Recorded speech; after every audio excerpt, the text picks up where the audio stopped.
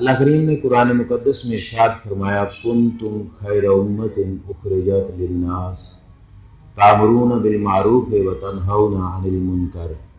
اللہ نے اس امت کے بارے میں ارشاد فرمایا کہ اے امت محمدیہ تم بہترین امت ہو، اخرجت للناس جن کو رب نے باقی امتوں میں سے نکالا، نکھیڑ لیا، الگ کر لیا۔ اخرجت للناس تأمرون بالمعروف وتنہون عن المنکر، تم نیکی کا حکم دیتے ہو اور برائی سے منع کرتے ہو۔ تمام امتوں میں سے اللہ کریم نے اس امت کو عظیم امت قرار دیا۔ اب اس آیت کریمہ کا مصداق کیا صرف صحابہ کرام علیہم رضوان ہیں؟ نہیں۔ تابعین، تبع تابعین ہیں؟ نہیں۔ قیامت تک کے آنے والے جو بھی حضور علیہ الصلوۃ والسلام کی امت کے فرد ہیں، وہ سارے کے سارے اس آیت میں جو اللہ کریم نے شان بیان کی وہ اس کے مستحق ہیں کہ اللہ نے فرمایا کہ تم سب سے بہترین امت ہو۔ اب یہ امت پچھلی امتوں میں سے بہترین کس وجہ سے ہوئی؟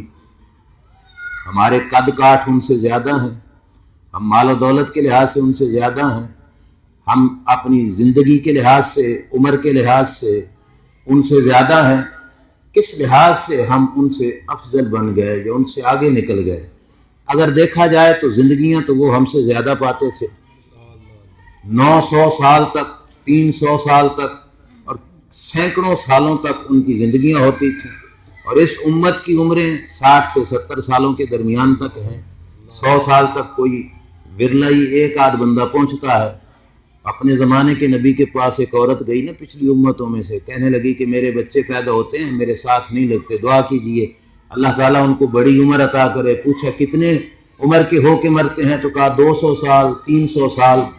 تو یہ عمریں ان میں تھوڑی عمریں تھیں۔ ادھر فرمایا گیا کہ تم بہترین امت ہو، ہماری تو عمریں بھی ان سے تھوڑی، مال کے لحاظ سے بھی ہم ان سے کم۔ پچھلی امتوں میں مالدار لوگ بہت زیادہ طبقہ تھا، دولت کے لحاظ سے بھی وہ ہم سے بڑے آگے نکل گئے تھے۔ قارون کے پاس تھوڑا مال تھا، بڑے بڑے مالدار لوگ پچھلی امتوں میں گزرے۔ اللہ نے اس امت کو عظیم کہا تو مال و دولت کی وجہ سے تو عظیم نہیں کہا گیا۔ آخر اس امت کی عظمت کی وجہ کیا ہے؟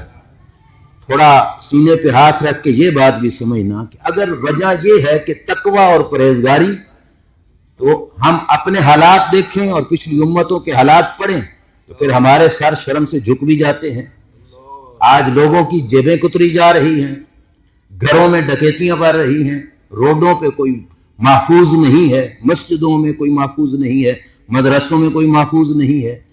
پچھلی امتوں کا ایک واقعہ جو حدیث کی کتابوں میں آتا ہے کہ ایک شخص نے زمین بیچی، دوسرے نے خریدی، خریدنے کے بعد اس نے کھدائی کی کہ میں اس میں فصل کاشت کروں۔ اس وقت ہل شل تو ہوتے نہیں تھے، کسیوں کے ذریعے کھدائی کر کے بیج بو کے جو ہے زمین کو اس قابل بنایا جاتا تھا کہ بیج ڈالا جائے۔ دوران کھدائی اسے گھڑا ملا زمین میں سے سونے کا بھرا ہوا۔ اب بیچنے والے نے بیچ دی، خریدنے والے نے خرید لی۔ خریدنے والا کھدائی کر رہا تھا تو سونے کا گھڑا مل گیا۔ اب یہ گھڑا اٹھا کے بیچنے والے کے پاس چلا گیا کہ تیری زمین سے نکلا، یہ تم لے لو۔ وہ کہتا ہے نہیں، نکلا تو اس وقت تھا نا کہ جب تم نے خرید لی تھی، میں نہیں لیتا، یہ تم لے لو۔ اب یہ دیانتداری کی صورتحال دیکھی جائے تو ہمارے سر شرم سے جھکتے ہیں۔ رب کریم نے اس امت کو عظیم امت، بہترین امت کس وجہ سے ارشاد فرمایا؟ تفسیر کبیر کے اندر امام راضی رحمۃ اللہ تعالی علیہ نے کمال کی بات کی، فرمایا اس امت کی عظمت کی وجہ نہ اس کا مال و دولت ہے، نہ حسن و جمال ہے، نہ قد کاٹ ہے، نہ ظاہری عمر ہے۔ اللہ نے اس امت کو عظیم امت اس واسطے فرمایا جو کام رب پہلے انبیاء سے لیتا رہا، انبیاء کے نقش قدم پہ وہی کام رب نے اس امت سے لیا ہے، اور اس کام کے ادا کر کے اندر یہ امت بے مثال نظر آئی ہے۔ اس واسطے رب ذوالجلال نے اس امت کو عظیم امت فرمایا۔ نبوت کی ذمہ داریاں کیا تھیں؟ تامرون بالمعروف وتنہون عن المنکر، نیکی کا حکم دینا اور برائی سے منع کرنا، لوگوں کو بتانا یہ اچھائی ہے، یہ برائی ہے، یہ غلط ہے، یہ صحیح ہے، یہ درست ہے، یہ ٹھیک نہیں ہے۔ یہ ڈیوٹی انبیاء دیتے رہے، اور میرے نبی علیہ الصلوۃ والسلام پر تو نبوت کا دروازہ بند ہو گیا۔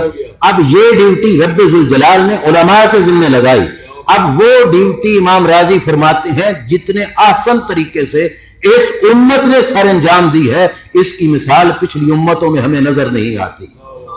اب یہاں پہ پھر سوال ہوتا ہے، تبلیغ دین کے لحاظ سے پچھلی امتوں نے بھی تو قربانیاں دیں۔ دیکھو حبیب نجار کا قصہ قرآن مجید میں موجود ہے، جس نے تبلیغ کی اپنی جان تک قربان کی، تو پھر اس امت کو امتیاز کیوں ملا؟ امام راضی کی تشریح کے مطابق وہ فرماتے ہیں پچھلی امتوں میں کوئی حسین جیسے کردار کا بندہ نہیں تھا، اور اس امت میں حسینی کردار موجود ہے، اور وہ حسینی کردار صرف 61 ہجری میں نہیں تھا، قیامت تک امام حسین کے نقش قدم پہ چلنے والے ہزاروں سینکڑوں اربوں خربوں لوگ امام علی مقام کے نقش قدم پہ چل کے حسینی کردار ادا کرتے ہیں۔ اس واسطے رب ذوالجلال نے فرمایا اے امت، اللہ نے تمہیں تمام امتوں میں سے بہترین امت بنایا۔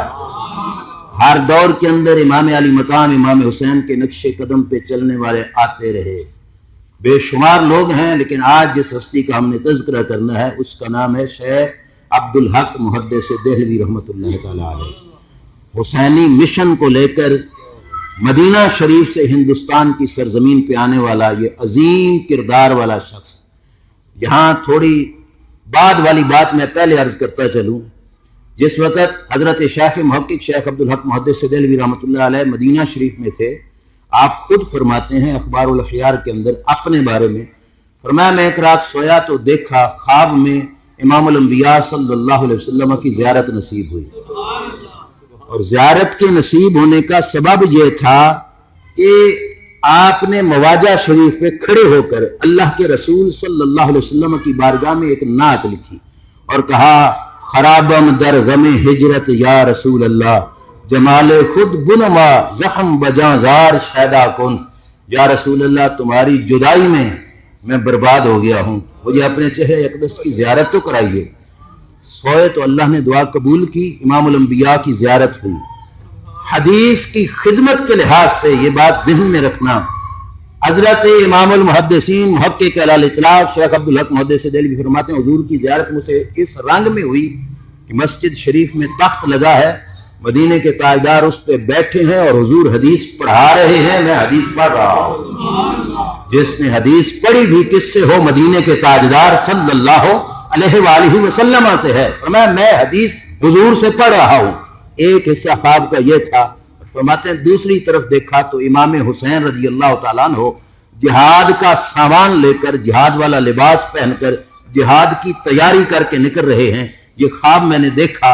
اور اب اس پر شیخ محقق کے حالات زندگی لکھنے والے کتب کے مصنفین فرماتے ہیں پھر حضرت شیخ محقق کی ساری زندگی اس خواب کی تعبیر بنی، مدینے کے تاجدار حدیث پڑھا رہے تھے، ساری زندگی حدیث پڑھائی، اور امام حسین جنگ کی تیاری کرتے رہے، ساری زندگی شیخ محقق باطل سے لڑتے رہے اور حسینی کردار کو ادا کرتے رہے۔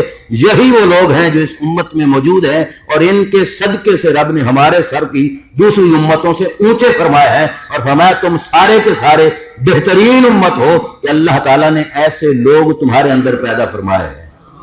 محرم شریف کا مہینہ تھا، 958 ہجری تھی، 1551 عیسوی، جو آج 2020 ہے، تقریباً 450 سال پہلے حضرت شیخ محقق شیخ عبدالحق محدث دہلوی رحمت اللہ تعالی علیہ کی ولادت با سعادت ہوئی۔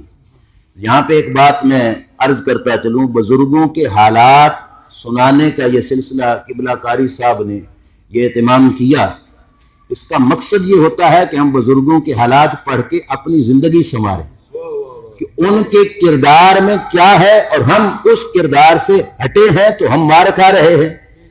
حضرت شیخ محقق کے حالات زندگی بیان کرنے کا ہمارا مقصد ہے کہ ہم ان کے حالات کو پڑھیں اور پھر اپنی زندگی پہ نظر ڈالیں، کون سی راہ تھی جس سے ہم سائیڈ پہ ہوئے تو بھٹک گئے۔ بکری کے ریوڑ سے جو بکری سائیڈ پہ ہوتی ہے تو وہی مار کھاتی ہے۔ سائیڈ پہ ہم کس مقام سے ہوئے کہ ہم آج ہمارے اندر آج ایسے لوگ نہیں آ رہے جو پرانے وقتوں کے اندر اہل سنت و جماعت کے اندر موجود تھے۔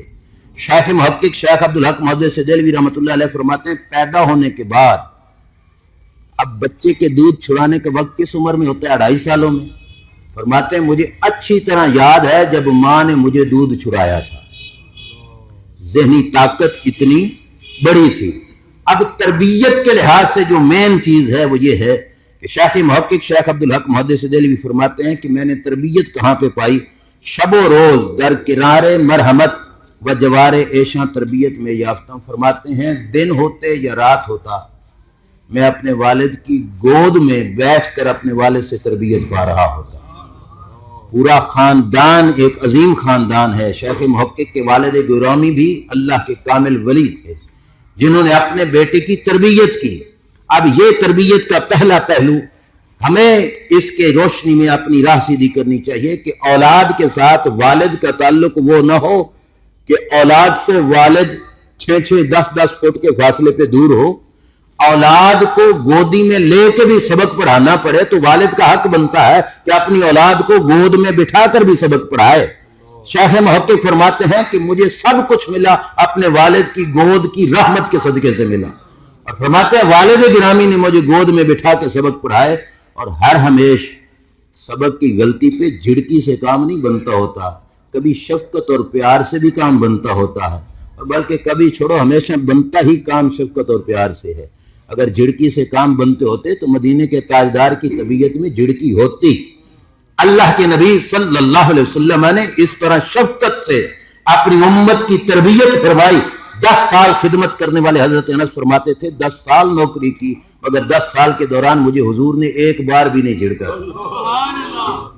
حضرت شیخ محقق رحمت اللہ علیہ فرماتے ہیں کچھ باتیں جو میرے والد گرامی مجھے گود میں بٹھا کے، اب وحدت الوجود کے مسائل کے حوالے سے بھی فرماتے ہیں، مجھے والد صاحب یاد کراتے اور کہیں پہ سمجھ نہ آتی تو والد صاحب یہ فرمایا کرتے تھے انشاءاللہ رفتہ رفتہ پردہ از روئے کار بکشاید و جمال یقین رو نماید۔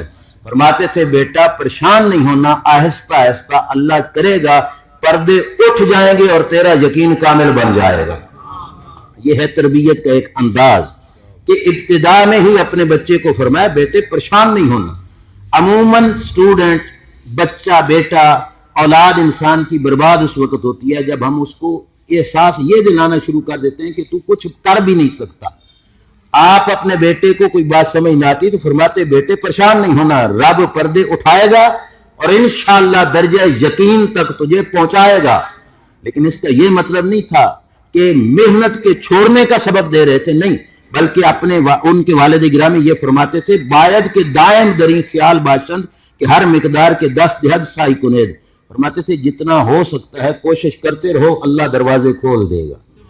یہ تھی والد گرامی کی تربیت شیخ محقق شیخ عبدالحق محدث دہلوی کی، اور فرماتے ہیں 2 مہینے کے مختصر عرصے میں شیخ محقق علیہ الرحمہ نے قرآن مجید مکمل پڑھ لیا۔ کتنے عرصے میں؟ 2 مہینے کے عرصے میں اپنے والد گرامی سے قرآن مجید کی تعلیم مکمل فرما لی تھی۔ اور اس کے بعد جو والد گرامی نے ان کو پڑھایا، اب ہم سوچیں کہ ہمیں تو ABC سے فرصت ملتی نہیں داڑھی سفید ہونے تک، اور ہم نے اپنی اولاد کو اس راہ سے، یہ ہے وہ جگہ جہاں سے ٹرن پایا گیا۔ حضرت شیخ محقق شیخ عبدالحق محدث دہلوی فرماتے ہیں مجھے والد گرامی نے کیا پڑھایا میں وہ سنانے لگا ہوں۔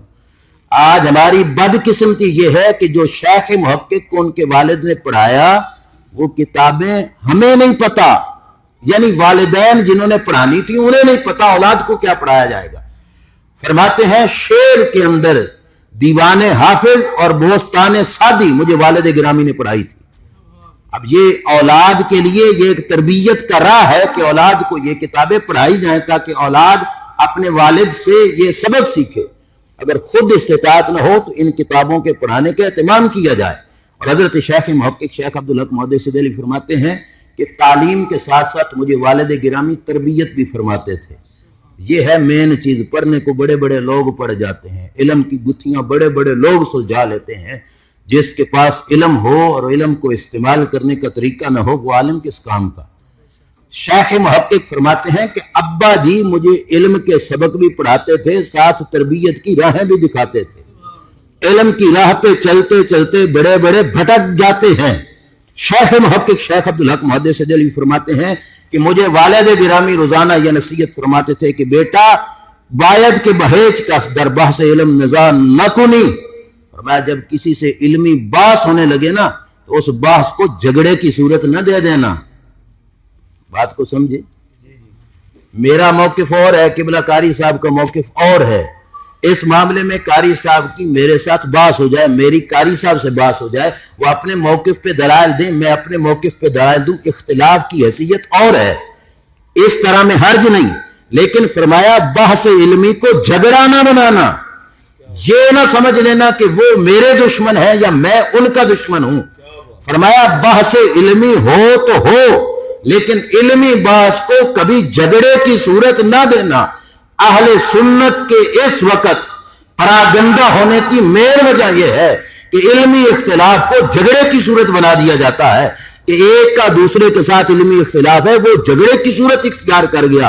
آج تو جھگڑے سے 4 قدم آگے اختلاف اناد بنا, اناد پھر دشمنی بنا, اور دشمنی پھر اس حد تک بنا کہ اپنے مسلک پر انگلی اٹھانے سے ہم گریز نہیں کرتے, صرف اس وجہ سے کہ فلاں کا میری رائے کے ساتھ اختلاف ہے, میری تحقیق کے ساتھ اختلاف ہے. شیخ محقق فرماتے مجھے ابا جی روزانہ پڑھاتے تھے, بیٹا بحث کرتے رہنا, بحث سے علم مضبوط ہوتا ہے, لیکن فرمایا بحث علمی کو کبھی جھگڑا نہ بنانا, جھگڑا نہ بنانا, دشمنی نہ بنانا. اور آگے بیٹے کو سمجھایا بھی صحیح. اب بحث ہو گئی 2 علماء کے درمیان.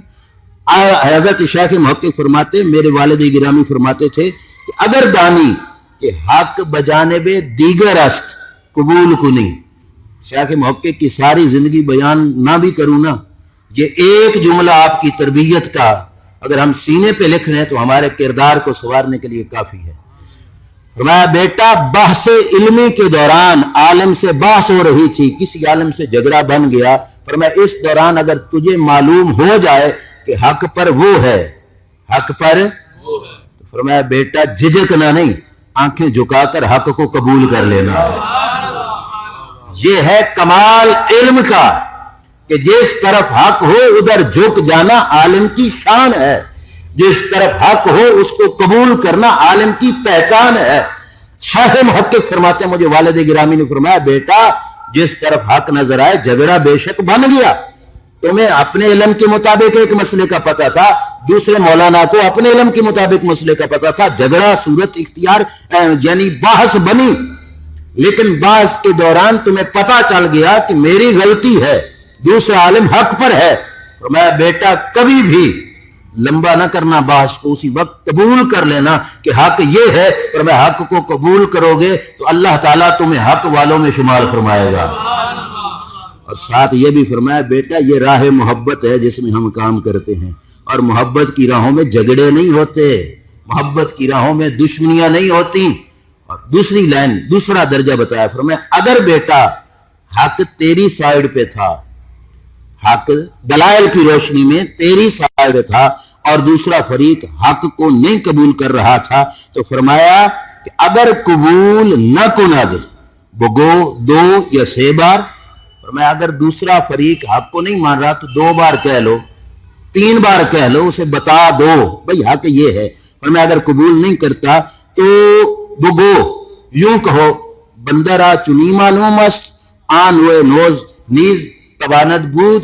فرمایا یہ کہہ دینا میرا علم میں یہ تھا, ہو سکتا ہے وہ ہو جیسا کہ تم کہہ رہے ہو, میرا علم یہ تھا, ہو سکتا ہے وہ ہو جیسا کہ تم کہہ رہے ہو, اور یہاں پہ بحث کا دروازہ بند کر دیں تاکہ جھگڑا دشمنی کی نوبت اختیار نہ کرے. یہ بات بھی ذہن نشین کرنا, یہ جھگڑے, یہ دشمنیاں, یہ اناد, یہ ایک دوسرے کے ساتھ گتھم گتھا ہونا, لڑائیاں, یہ آج ہم کر رہے ہیں کیونکہ ہمارا مسلک پہ لگا کچھ نہیں. جن کی قربانیاں ہیں, جنہوں نے خون اور پسینے سے اس مسلک کی بنیادیں مضبوط کی ہیں, ان کا سبق یہ تھا. فرمایا بیٹا مسلک کو نقصان نہ پہنچانا, اپنی ملت کو نقصان نہ پہنچانا. حق اپنے پاس ہو تو اس کو کہنا کہ بس مجھے معلوم تھا میں نے بتا دیا, اس کی جانب ہو تو چپ کر کے قبول کر لینا. شیخ محقق شیخ عبدالحق محدث دہلوی رحمۃ اللہ تعالی علیہ فرماتے ہیں کہ میں نے اپنے والد گرامی کی بات کو سنا, اور فرماتے ہیں ساری زندگی اپنے ابا جان کی اس تربیت کو کبھی ہاتھ سے جانے نہیں دیا. شاہ محقق کی علم حدیث پر کتابیں ہوں، سیرت مصطفیٰ صلی اللہ علیہ وسلم پہ کتابیں ہوں، جس رنگ میں بھی ہوں، وہ آخر پہ میں ذکر کروں گا، اگر پڑھ کے دیکھ لو ابا جان کی نصیحت سے ایک قدم بھی شیخ محقق سائڈ پہ نہیں ہوئے۔ اختلاف بتا دینا، دلائل دے دینا، اس میں کوئی حرج نہیں، لیکن اختلاف صورت دشمنی اختیار نہ کرے۔ شیخ محقق شیخ عبدالحق محدث دہلوی فرماتے ہیں میں نے والد گرامی سے کچھ تکمیل کی، علم پڑھا، اور فرماتے ہیں 1 مہینے کے اندر لکھائی میں نے مکمل سیکھ لی۔ لکھنا کتنے عرصے میں؟ 1 مہینے میں لکھائی سیکھ لی، 2 مہینوں میں قرآن سیکھ لیا۔ اور فرماتے ہیں والد گرامی نے اس زمانے میں جو رواج تھا، میرے ابا جی رواج کے پیچھے نہیں چلے، ابا جی نے فرمایا بیٹا دین کے راہ میں اور معرفت خدا کی راہ میں جن کتابوں کی تجھے ضرورت ہے میں وہ پڑھاؤں گا، رواج والی کتابیں نہیں پڑھاؤں گا۔ مروجہ کتابیں، فرمایا مروجہ نصاب ہی نہ پڑھایا، مروجہ کتابیں بھی نہیں پڑھائیں۔ میرے ابا جان نے جن کتابوں کی ضرورت سمجھی مجھے ان کتابوں کا سبق دیا، اور فرماتے ہیں کہ تھوڑے سے عرصے میں میزان، مصباح، کافیہ ابا جان نے خود پڑھایا۔ 13 سال کی عمر تھی کہ شرح شمسیہ اور شرح عقائد بھی شیخ محقق نے پڑھ لی تھی۔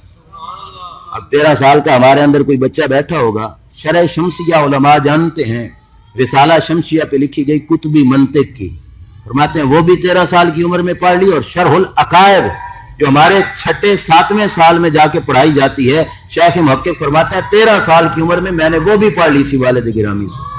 13 سال کی عمر میں یہ علوم پڑھے، اور فرمایا 15 سال کی عمر میں مختصر المعانی اور مطول کی کتابیں میں نے پڑھ لی۔ کتنی عمر میں؟ اگلی بات سننا، فرماتے ہیں 18 سال کی عمر میں جامع المعقول والمنقول بن گیا۔ کتنی عمر میں؟ 18 سال کی عمر کے بچے کی ابھی تک شاید ہو سکتا ہے داڑھی بھی نہ آئی ہو۔ فرماتا ہے 18 سال کی عمر میں علوم نقلیہ اور علوم عقلیہ یعنی جامع المعقول والمنقول جو اس زمانے میں کوئی سینکڑوں میں سے ایک ملتا ہے، اور شیخ محقق فرماتے ہیں میں 18 سال کی عمر میں جامع المعقول والمنقول بن گیا۔ یہ شیخ صاحب فرماتے ہیں اپنے حالات لکھے نا اخبار الاحیار کے شروع میں، تو شاید کوئی یہ نہ سمجھے کہ اپنی بڑائی بیان کر رہے ہیں۔ فرمایا ہر ہست از توجہ و عنایت ایشاں، فرمایا جو بھی بنا میرے باپ کی توجہ کا مرکز تھا، یہ جو بھی تھا میرے باپ کی توجہ اور مہربانیوں کا صدقہ تھا، جو بھی میں بنا۔ اور فرماتے ہیں پھر 22 سال کی عمر میں شیخ محقق شیخ عبدالحق محدث دہلوی رحمۃ اللہ تعالی علیہ نے پڑھانا شروع کیا۔ اب اس تفصیل میں نہیں جاتا، پھر عمر کے ایک حصے میں آپ اپنے علاقے سے مکہ شریف اور مدینہ شریف کی طرف تشریف لے کے گئے۔ سلسلہ بیعت علم کے ساتھ ساتھ تربیت کے ساتھ ساتھ کسی شیخ کامل کے ہاتھ میں ہاتھ ہونا یہ بھی لازمی اور ضروری ہے۔ پہلی بیعت شیخ محقق کی اپنے والد گرامی سے تھی جن کا نام تھا شیخ سیف الدین رحمت اللہ تعالی علیہ۔ سیف الدین ان کے مرید بنے، اور حقیقی بات یہی ہے کہ اولاد کا سب سے پہلا اور سب سے بڑا پیر اس کا والد ہی ہوتا ہے۔ تو پہلی بیعت کس سے کی؟ اپنے والد گرامی سے۔ اب اگلی بات سننا، دوسری بیعت شیخ محقق نے کی حضرت موسیٰ پاک شہید رحمت اللہ تعالی علیہ سے۔ موسیٰ پاک شہید جو ملتان شریف میں، موسیٰ پاک شہید رحمت اللہ تعالی علیہ کی بیعت کی۔ کتنی بیعتیں ہو گئیں؟ تیسری بیعت کی حضرت شیخ محقق نے جس وقت عرب کی سرزمین پہ گئے، وہاں پہ ایک بزرگ تھے جن کا نام تھا شیخ عبد الوہاب متقی رحمت اللہ تعالی علیہ، انہوں نے ان کے ہاتھ پر بیعت کی۔ کتنی بیعتیں ہو گئیں؟ اس بیعت کے بعد پھر جس وقت واپس ہندوستان کی طرف حکم ہوا کہ واپس پلٹ کے ہندوستان جاؤ، ہندوستان میں پہنچے تو اس وقت زمانہ تھا حضرت شیخ باقی باللہ رحمت اللہ تعالی علیہ کا۔ سلسلہ نقش بند میں حضرت باقی باللہ رحمت اللہ تعالی علیہ کی بیعت کی۔ کتنی بیعتیں کر لی؟ ہمارے ہاں عموماً لوگ پڑھتے ہیں کہ مرشد دے دوارے محکم لائیے جھوکاں نویں نویں نہ یار بڑھائیے وانگ کمینیاں لوکاں، اور اس کا مطلب یہ بیان کرتے ہیں کہ ایک پیر کے بعد کسی اور کی بیعت کرنا یہ کمینے لوگوں کا کام ہے۔ اگر یہی بات ہے تو پھر شیخ محقق نے تو 4 بیعتیں کی اور باقاعدہ کتب میں ثبوت ہے۔ میاں صاحب کے اس کلام کا یہ مطلب نہیں کہ دوسری بیعت بندہ نہیں کر سکتا، مطلب اس کا یہ ہے کہ جو مرشد مطلب جو راہ رشد اہل سنت و جماعت کا جو راستہ تمہیں ملا ہے اس پہ قائم رہو. آج اس پر، دوسرے دن دوسرے کسی مسلک پہ، تیسرے دن تیسرے مسلک پہ، چوتھے دن چوتھے مسلک پہ. یہ مطلب ہے کہ یہ کمینے لوگوں کا کام ہے. میلاد میں دیگ سنیوں کے پاس کھڑکی تو ادھر آ گیا، محرم میں کہیں اور کھڑکی تو ادھر چلا گیا. فرمایا یہ نہ ہو. یہ مطلب ہے، یہ مطلب نہیں کہ پیر اور بنانا بھی غلط ہے. شیخ محقق نے موسیٰ پاک شہید کی بیعت کی، عبدالوہاب متقی نے کی بیعت کی، تو انہوں نے صرف ایک سلسلے میں نہیں 4 سلسلوں کا فیض حضرت شیخ محقق کو عطا فرمایا تھا. اور پھر ہندوستان میں آ کر شیخ محقق نے حضرت باقی باللہ رحمت اللہ تعالی علیہ کے دست اقدس پر بیعت فرمائی. اور یہاں پر آئے اس وقت شمالی ہندوستان کے اندر علم حدیث کا چراغ تقریباً بجھ چکا تھا. حضرت شیخ محقق نے آ کر سب سے پہلے شمالی ہندوستان میں اپنے مدرسے کو قائم کیا، اور مدرسے کو قائم کر کے وہاں پہ آپ نے علم حدیث کو پڑھانا شروع کیا. اب ہماری مصیبت یہ ہوتی ہے کہ ہم لوگ پرائے بچے پڑھاتے ہیں لیکن ہمارے اپنے بچے کورے رہ جاتے ہیں. لیکن شیخ محقق کو رب ذوالجلال نے یہ کرم نوازی سے بخشا تھا کہ جہاں ان کے علوم کے فیض سے قیامت تک کے سنی مسلمان یہ مستفیض ہوں گے، وہاں ان کے علوم کے فیض سے ان کی اولاد پاک بھی مستفیض ہوتی رہی. ان کے بیٹے تھے شیخ نور الحق دہلوی رحمت اللہ تعالی علیہ، حضرت شیخ محقق کے بیٹے تھے. بخاری شریف کی 6 جلدوں میں شرح لکھی جس کا نام ہے تیسیر الباری. کتنی جلدوں میں؟ باپ بھی عالم اور پھر بیٹا بھی عالم. یہ ہے کمال. باپ نے شرح لکھی تھی حدیث کی خدمت کرتے ہوئے مشکات شریف کی، اور پھر ایک نہیں 2 نہیں 3 شرح مشکات شریف لکھی حضرت شیخ محقق شیخ عبدالحق محدث دہلوی رحمت اللہ تعالی علیہ نے. آج جو میرے علم میں آیا، جہاں تک میری معلومات جو مجھے دسترس حاصل ہوئی، اس کے مطابق 60 کتابیں شیخ عبدالحق محدث دہلوی نے لکھی. کتنی کتابیں؟ 60 کتابیں لکھی. لیکن ایک دکھ کی بات ہے، رونے کی بات ہے، میرے پاس وہ کتاب کی میں نے پکچر لی. اکثر کتابیں غیر مطبوعہ ہیں، علم کے سمندر کے نکالے ہوئے موتی، اور افسوس یہ ہے کہ وہ غیر مطبوعہ ہیں. ہمارا پیسہ قوالوں پہ، بناوٹی نعت خانوں پہ خرچ ہوتا رہا، مگر اتنے عظیم موتی جو ہمارے بزرگ دے کے گئے، ہم نے ان کتابوں کی تباہ کرانے کی طرف بھی توجہ نہ دی.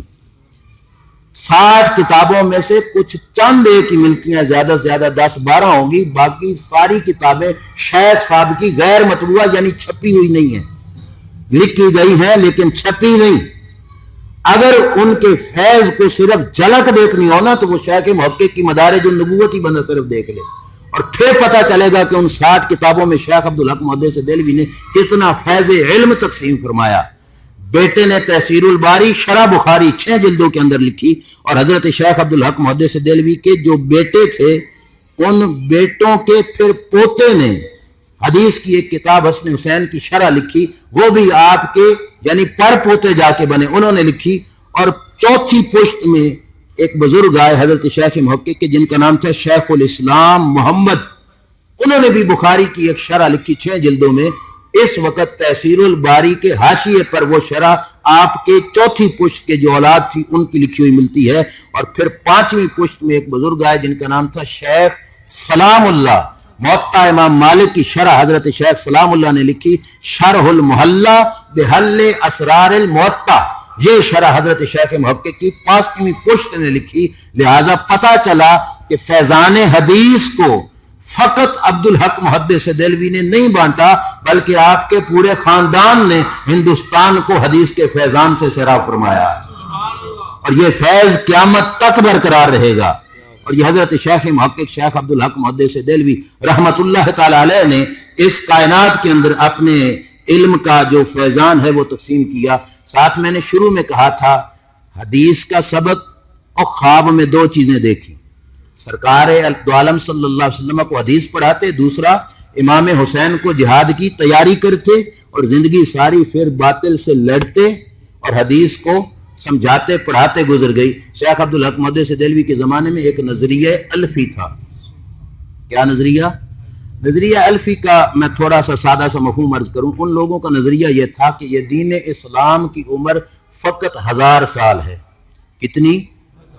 اور 1000 سال پورا ہو رہا تھا شیخ محقق شیخ عبدالحق محدث دہلوی رحمۃ اللہ علیہ کی زندگی میں، کیونکہ آپ کی ولادت تھی 958 ہجری میں. 958 کے بعد 42 اور آتے تو 1000 پورا ہو جانا تھا. کچھ لوگوں نے یہ نظریہ قائم کیا کہ اسلام کی عمر فقط کتنی ہے؟ 1000 سال. 1000 سال کے بعد احکام اسلامیہ مٹ جائیں گے، ختم ہو جائیں گے، اور اس اسلام کا نام ختم ہو جائے گا، اور اس کی پیروی کرنا یہ ضروری نہیں. جب آپ کے دور میں یہ عقیدہ پھیلا، شیخ محقق شیخ عبدالحق محدث دہلوی رحمۃ اللہ تعالی علیہ نے فرمایا اس کا رد، وہ حسینی کردار ادا کیا، باطل کی رد کیا. کیا فرمایا؟ فرمایا در خصائص کاملہ ای خیر الامم آنس کہ شریعت اکمل است. فرمایا بہترین امت کی خصوصیات میں سے ایک خصوصیت یہ ہے کہ اللہ نے جو ان کو دین عطا فرمایا وہ نہ 2 دن کا ہے نہ 4 دن کا ہے، اس دین کو رب نے قیامت تک کا دین بنایا. رد کیا سر عام. فرمایا ہزار کے دعوے کرنے والے، جھوٹے پراپگنڈا کرنے والے، اپنی زبانیں بند رکھو. اسلام کی عمر 1000 سال کی نہیں ہے، جتنی عمر اس کائنات کی ہے اتنی عمر رب ذوالجلال نے اسلام کو عطا فرمائی ہے. اور بلکہ میں کہہ دوں حدیث کی روشنی میں تو یہ غلط نہیں ہوگا کہ اس جہان کی عمر ختم ہو جائے گی مگر رب کے دین اسلام کی عمر پھر بھی ختم نہیں ہوگی. یہ میری تقریر کی سجاوٹ کا جملہ نہیں، یہ حدیث کا ترجمہ عرض کر رہا ہوں. میرے کریم آقا صلی اللہ علیہ وسلم نے فرمایا قیامت کا دن ہوگا، بندے اپنے رب کی عدالت میں حاضر ہوں گے. یہ اسلام کی عمر دیکھنا کتنی ہے. فرمایا قیامت کا دن ہوگا، بندے اپنے رب کی دربار میں حاضر ہوں گے، فیصلے رب فرما رہا ہوگا. اس فیصلوں کے دوران فرمایا ایک بندے کی نماز آ کے رب کے دربار میں کہے گی یا اللہ میں اس کی نمازیں ہوں، بخشش. فرمایا تو ہے بہترین چیز، لیکن آج کے دن بخشش میں نے نمازوں کو دیکھ کے نہیں کرنی، سائیڈ پہ ہو جا. حدیث پاک مشکات شریف میں ہے. فرمایا پھر روزہ آ جائے گا، یا اللہ میں اس بندے کے روزے ہوں، اتنی زندگی میں اس نے روزے رکھے. اللہ فرمائے گا چیز بہترین ہے، نیکی ہے تو، لیکن آج کے دن میں نے چھٹکارا یا پکڑ روزے دیکھ کے نہیں کرنی، سائیڈ پہ ہو جا. فرمایا پھر صدقات اور زکوٰۃ آ جائے گی. یا اللہ فرمائے گا تو بھی ٹھیک ہے، لیکن آج کے دن فیصلہ تجھے دیکھ کر نہیں ہوگا. سرکار مدینہ صلی اللہ علیہ وسلم فرماتے ہیں ثم یجی الاسلام فقال یا رب انت السلام وانا الاسلام. فرمایا پھر دین اسلام آئے گا اللہ کے دربار میں، اور دین اسلام کے بولنے کا رنگ بھی عجیب ہوگا. کہے گا یا اللہ تو ہے السلام اور میں ہوں الاسلام. رب کے ناموں میں سے ہے نا السلام المومن المہیمن. السلام کہا یا اللہ تو ہے سلام، میں ہے اسلام. اللہ تعالیٰ فرمائے گا ہاں الیوم بیکا ہوتی و بیکا آخذو. فرمایا آج میں تجھے دیکھ کے ہی فیصلہ کروں گا. جس کے پاس اسلام ہوا اسے چھوڑ دوں گا، اور جس کے پاس اسلام نہ ہوا اس کا مواخذہ فرماؤں گا. تو اسلام کی عمر 1000 سال نہیں، کائنات کی عمر ختم ہو جائے گی پر اسلام کی عمر ختم. میرے آقا صلی اللہ علیہ وسلم نے اسلام کی عظمت کو بیان کرتے ہوئے فرمایا تھا ترکتکم علی ملت بیضاء لیلھا کنہارھا. فرمایا میری امت جو مذہب دے کے تمہیں میں جا رہا ہوں اس کو صرف کھلونا نہ سمجھ لینا یا صرف فارم پر کرنے کے لیے اسلام کے نام کو یوز نہ کرنا. فقط یہ نہ سمجھنا کہ اسلام ہمارا صرف اور صرف نام کا اسلام ہے. فرمایا نہیں، فرمایا جو ملت 23 سال کے عرصے کی محنت کے بعد میں تمہیں دے کے جا رہا ہوں، فرمایا یہ ملت اتنی روشن ہے، اتنی چمکدار ہے، اتنی نورانی ہے. فرمایا اس ملت کی رات بھی تمہارے دن سے زیادہ روشن ہے. اس ملت کی رات تمہارے دن سے زیادہ روشن ہے. یہ ہے مذہب اسلام. شیخ محقق شیخ عبدالحق محدث دہلوی نے رد کیا نظریہ الفی کا اور فرمایا یہ باطل نظریہ ہے، اور اس نظریے کا توڑ کیا شیخ محقق نے. دوسرے نمبر پر اکبر بادشاہ کے دور حکومت میں ایک نظریہ لوگوں نے گھڑا. اب اس پہ تھوڑی زیادہ توجہ رکھنا، اور معذرت کے ساتھ اگر الفاظ میں کچھ تلخی ہو جائے تو میرے نہیں، شیخ محقق کے سمجھ کے برداشت کر لینا. شیخ عبدالحق محدث دہلوی رحمۃ اللہ تعالی علیہ کے زمانے میں ایک فتنہ اٹھا جنہوں نے کہا ایمان صرف توحید کا نام ہے. ایمان صرف اللہ کو ماننا ہی بس ایمان ہے، اللہ کو ماننا ہی بس. دوسرے لفظوں میں بتاؤں، انہوں نے کہا کل ایمان توحید ہے، کل ایمان شیخ محقق شیخ عبدالحق محدث دہلوی کا زمانہ ہو اور کوئی یہ نعرہ لگاتا رہے پھر بابا چپ کر کے بیٹھے، یہ ہو تو نہیں سکتا۔ شیخ عبدالحق محدث دہلوی رحمت اللہ تعالی علیہ نے ان لوگوں کا رد کرتے ہوئے فرمایا پس ایمان بہ محمد صلی اللہ علیہ وسلم واجب و متعین است و تمام نشود حقیقت ایمان و صحیح نمشد اسلام و حصول نمے پذیرت مگر با ایمان محمد صلی اللہ علیہ وسلم۔ فرمایا لوگوں غلط کہتے ہو، کل ایمان صرف توحید ہے کہ توحید ماننے کے بعد ایمان پورا ہو جائے گا۔ میرے شیخ عبدالحق محدث دہلوی رحمت اللہ تعالی علیہ نے فرمایا اور جب تک حضور کو نہیں مانو گے نا اسلام پورا نہیں ہوگا، ایمان پورا نہیں ہوگا، دین پورا نہیں ہوگا۔ دین پورا تب ہوگا جب رب کو بھی مانو گے، رب کے رسول کو بھی مانو گے صلی اللہ تعالی علیہ وآلہ وسلم۔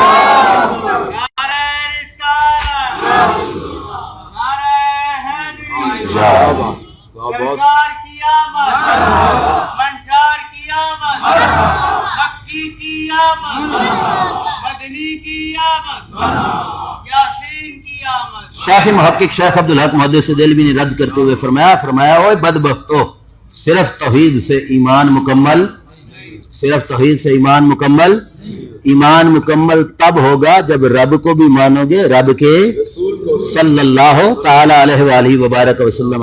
اور فرمایا اللہ کے دربار میں ایمان قبول ہی نہیں ہوگا جب تک اس کے رسول کو بھی نہیں مانو گے۔ اب میں تھوڑی ضمناً ایک بات عرض کرتا چلوں، جس شیخ کے نزدیک کل ایمان توحید نہیں ہو سکتی، کل ایمان مولا علی کیسے ہو سکتے ہیں؟ یہ ہمارے اندر رافضیت کا ایک وائرس پھیلا کہ لوگ نعرہ لگاتے ہیں کہ کل ایمان نعرہ حیدری اور پھر یا علی کہتے ہیں۔ مجھے بتاؤ اگر توحید رب کا نام کل ایمان نہیں تو نعرہ حیدری کل ایمان کیسے ہو سکتا ہے؟ شیخ محقق نے بتایا اوے صرف توحید کل ایمان نہیں جب تک توحید کے ساتھ قطعاً ایک بال کے برابر بھی انکاری نہیں، مگر ہم شان کو اس طرح مانیں گے جیسے مولا علی نے خود فرمایا ہے۔ حضرت علی المرتضیٰ رضی اللہ تعالی عنہ کی شان اہل سنت و جماعت کے اماموں نے بتائی ہے، لیکن میں ضمناً یہ عرض کر گیا اعلیٰ حضرت شیخ محقق نے فرمایا تھا بدبختو، اللہ کیے جانے سے اللہ نہ ملے گا۔ اس رب کا فرمان بھی تو دیکھو، اس رب نے فرمایا تھا قل محبوب فرما دو ان کنتم تحبون اللہ فاتبعونی یحببکم اللہ۔ فرمایا اے میرے محبوب ان کو فرماؤ اگر رب سے محبت کا دعویٰ کرتے ہو نا کہ ہم رب والے ہیں، اللہ یہ تو تمہارا دعویٰ سنے گا بھی نہیں، قبول بھی نہیں کرے گا۔ اگر کامیاب ہونا ہے تو فاتبعونی، میرے پیچھے آؤ، میرے نقشے قدم پہ آؤ۔ اور فرمایا جب میری غلامی کا پتہ ڈال کے رب سے کہو گے نا یا اللہ ہم تیرے ہیں، تو رب صرف تمہارا وہ ہونا قبول نہیں کرے گا، فرمائے گا یحببکم اللہ، اب رب محب بن جائے گا، تمہیں اپنا محبوب بنا لے گا۔ کون ہے جو یہ کہے کہ صرف توحید سے ایمان پورا ہو گیا؟ مغز قرآن روح دین ہست حب رحمت للعالمین۔ اعلی حضرت علامہ اقبال نے بھی یہ کہا۔ تو بہرحال میرے کہنے کا مقصد یہ ہے کہ ہر فتنے کا رد شیخ محقق شیخ عبدالحق محدث دہلوی رحمت اللہ تعالی علیہ نے فرمایا۔ اور پھر ساتھ یہ بھی میں عرض کرتا چلوں، جو فتنہ حضرت شیخ محقق کے دور میں گزرا اس فتنے کے سر پر ڈنڈا شیخ محقق شیخ عبدالحق محدث دہلوی نے چلایا۔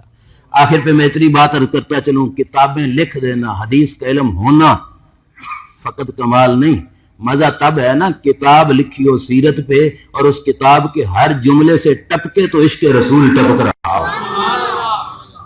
اور ہمارے دادا استاد حضرت استاد العرب والعجم امام المدرسین حضرت علامہ مولانا عطا محمد بندیالوی رحمت اللہ تعالی علیہ فرماتے تھے کہ اگر عشق رسول کے سبق فارسی زبان میں پڑھنے ہوں تو عبدالحق محدث دہلوی کی کتابیں پڑھا کرو۔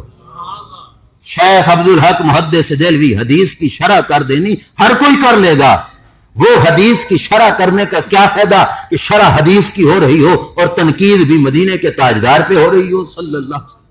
اعلیٰ حضرت شیخ محقق شیخ عبدالحق محدث دہلوی نے صرف شرح حدیث نہیں کی بلکہ حدیث کی شرح یوں کی کہ اس حدیث کے ایک ایک شرح کے لفظ سے عشق رسول کا پانی ٹپکتا تھا اور عشق رسول کی میں ٹپک رہی ہوتی تھی۔ شیخ محقق شیخ عبدالحق محدث دہلوی رحمۃ اللہ تعالی علیہ کی حدیث کی خدمات میں سے میں چند دو تین حوالے آپ کے سامنے عرض کرتا ہوں، آپ کو سمجھ لگ جائے گی کہ اس بزرگ کو جن کے نام ہم لے رہے ہیں، نام لینے کو ہر کوئی لے لیتا ہے. شیخ عبدالحق محدث دہلوی کا ہم صرف نام نہیں لے رہے، اللہ کے فضل سے ان کا عقیدہ بھی ہمارے ہاتھ میں ہے. حدیث پاک مسلم شریف کی ہے، مشہور ہے، میں اس پہ زیادہ نہیں چلوں گا. شیخ صاحب کا صرف حوالہ آپ کے سامنے رکھنا ہے. حضور کے صحابی ہیں حضرت ربیعہ بن کعب اسلمی رضی اللہ تعالیٰ عنہ، حضور کو وضو کرایا کرتے تھے، اور سرکار کے ایسے خادم تھے کہ میرے نبی علیہ الصلوۃ والسلام کے در اقدس کی جو چوکھٹ تھی نا، اس پہ سر رکھ کے ربیعہ بن کعب اسلمی سویا کرتے تھے، اس نیت سے کہ سرکار اٹھے اور میں کہیں دور سویا ہوں اور مجھے جاگنا ہے، چوکھٹ پہ سر رکھ کے سوتے کہ دروازہ کھلے گا تو آپ پہ یہاں کھل جائے گی.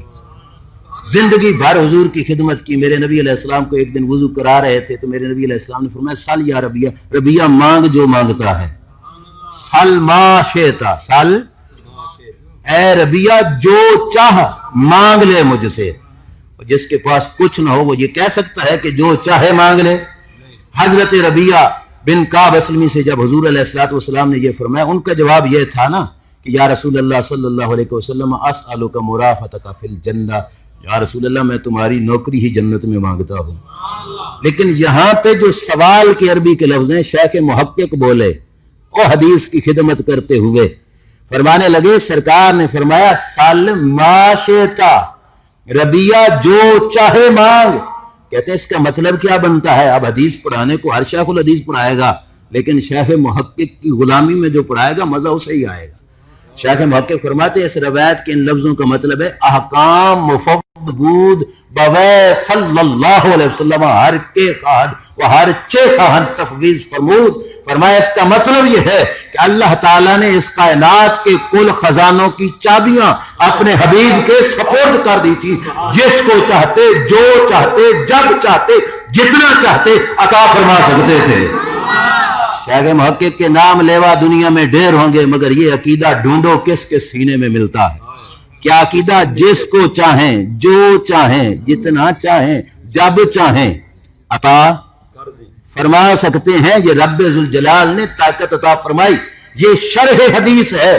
فرمایا سرکار نے اسی وجہ سے تو فرمایا تھا سل ما شئتا، اے ربیعہ جو چاہا مانگ لے میں تجھے عطا فرماؤں گا. اور دوسری حدیث علمت ما فی السماوات والارض، جو حدیث معراج میں نبی کریم علیہ الصلوۃ والسلام نے فرمایا تھا رب ذوالجلال نے اپنا دست قدرت میرے دو کندھوں کے درمیان میں رکھا.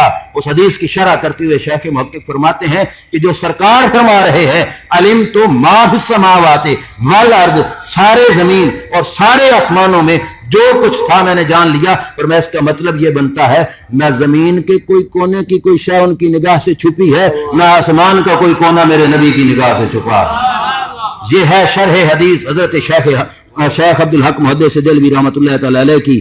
اور آخری حوالہ، اور اس کو بڑی توجہ سے سننا چونکہ مہینہ میلاد کا ہے اور شیخ محقق کا وصال شریف بھی اسی میلاد شریف کے مہینے میں ہے. 21 ربیع الاول شریف، کتنا؟ 21 ربیع الاول شریف 19 جون 1642 عیسوی جو 2020 ہے، اس کے اندر شیخ محقق کا وصال ہوا. تو شیخ محقق کا تذکرہ ہو اور مہینہ بھی میلاد کا ہو تو میلاد شریف کے حوالے سے جو شیخ محقق کی بات ہے وہ عرض کرنا میں لازمی اور ضروری سمجھتا ہوں. مدارج النبوت کے اندر پہلے حوالہ سمجھنا، پھر اس پہ کچھ بات میں بھی عرض کروں گا. شیخ عبدالحق محدث دہلوی رحمۃ اللہ علیہ مدارج النبوت کے اندر ارشاد فرماتے ہیں کہ فقہ کے بہت بڑے امام ہیں حضرت امام احمد بن حنبل رضی اللہ تعالیٰ عنہ. کیا نام ہے؟ 10 لاکھ حدیثوں کا حافظ امام. کتنا؟ اور عام امام نہیں تھا، یہ وہ امام تھا جس کی تابع داری غوث الثقلین غوث عبد القادر جیلانی فرمایا کرتے تھے. وہ ان کے مقلد تھے.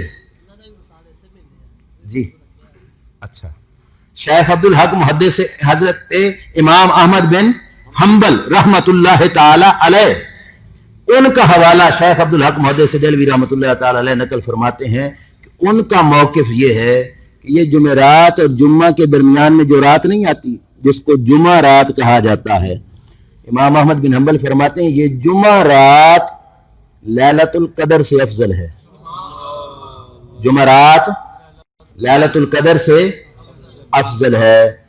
اب بغیر دلیل کے کیسے مانے؟ دلیل بھی تو دو نا حضرت کہ جمعہ رات لیلۃ القدر سے کیوں افضل ہے. فرمایا ایام تشریق کے دن تھے، حج کا مہینہ تھا، اور حضرت عبداللہ رضی اللہ تعالی عنہ کی پشت اقدس سے نور مصطفیٰ صلی اللہ علیہ وسلم کا نطفہ زکیہ پاکیزہ کہتے ہیں شکم آمنہ میں رضی اللہ عنہ میں پہنچا۔ کون سی رات تھی؟ جمعہ رات، ذوالحج شریف کا مہینہ۔ فرمایا جس رات کو اللہ کے نبی کی دنیا پہ تشریف آوری قریب ہو گئی نا کہ حضرت آمنہ کو وہ امانت سونپ دی گئی، فرماتے ہیں وہ رات لیلۃ القدر سے افضل ہے۔ کس کا موقف ہے؟ امام احمد بن حنبل رحمت اللہ تعالی علیہ کا۔ حنبلی مسلک کے نام پر اپنے آپ کو حنبلی کہلانے والوں، یہ بھی تو دیکھو، احمد بن حنبل کہتے ہیں جمعہ رات لیلۃ القدر سے۔ اچھا، اس پہ پھر بولے شیخ محقق عبدالحق محدث دہلوی رحمت اللہ علیہ کہ جمعہ رات افضل کیوں بنی؟ کہ حضور کی ولادت کا وقت قریب ہوا، ولادت اور ظہور شریف کا وقت قریب ہوا تو جمعہ رات افضل بن گئی۔ اب شیخ محقق کا حاشیہ سنو، وہ فرماتے ہیں اگر بہمی جہت شب میلاد را افضل از شب قدر میں دارند نیز میں سزد۔ فرمایا اگر یہی دلیل لے کر میلاد کی رات کو شب قدر سے افضل کہیں، فرمایا غلط نہیں ہوگا، بالکل ٹھیک ہوگا کہ جس رات ظہور مبارک قریب ہو وہ لیلۃ القدر سے افضل ہے، اور جس رات ظہور ہو جائے مدینے کے تاجدار کا وہ کیوں نہیں لیلۃ القدر سے افضل ہوگی؟ یہ کس کا فتویٰ ہے؟ شیخ عبدالحق محدث دہلوی رحمت اللہ تعالی علیہ کا، اور اپنا نہیں۔ فرماتے ہیں کما صرح العلماء، فرمایا صرف میں نہیں کہتا، وہ اس سے پہلے کئی علماء نے یہ تصریح کی ہے کہ شب میلاد لیلۃ القدر سے، شب میلاد لیلۃ القدر سے، شب میلاد لیلۃ القدر سے۔ کیوں؟ لیلۃ القدر میں قرآن آیا، اور اس رات قرآن والے آئے صلی اللہ علیہ وسلم۔ تو فرماتے ہیں اگر اس دلیل کی بیس پر ہم چلے نا تو شب میلاد لیلۃ القدر سے بھی افضل بنتی ہے۔ یہاں پہ پھر ایک حاشیہ میں اپنے استاد گرامی حضور اشرف العلماء حضرت علامہ محمد اشرف سیالوی رحمت اللہ تعالی کا عرض کروں تو وہ اس بہت پیارا لگے گا آپ کو۔ وہ فرمایا کرتے تھے کہ کئی لوگ اعتراض کرتے ہیں اگر میلاد عید ہے تو پھر عید کی نماز کیوں نہیں؟